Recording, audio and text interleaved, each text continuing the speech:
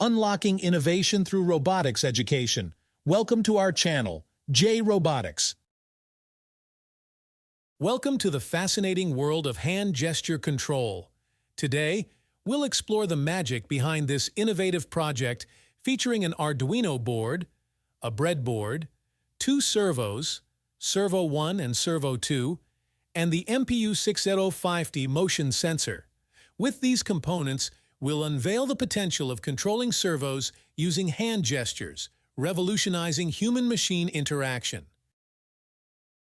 To kickstart our hardware setup, we begin by connecting Servo 1 to digital pin 9 and Servo 2 to digital pin 10.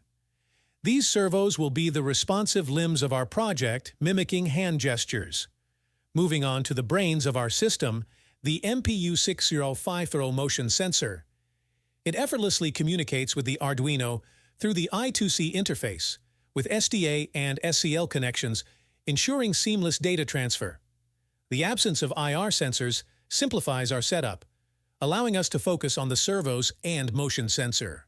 The clear-cut arrangement guarantees effective communication between components, paving the way for precise hand gesture recognition. Before we upload the code, ensure you've selected the correct board and port. Go to Tools in the Arduino IDE, choose your board, for example, Arduino Uno, and select the port your Arduino is connected to. Now, you can upload the provided code. As the code runs, the MPU6050 diligently captures the subtleties of hand movements. This data is then translated into servo movements. Servo 1 responds to gestures along the x-axis, while Servo 2 mirrors the movements along the y-axis.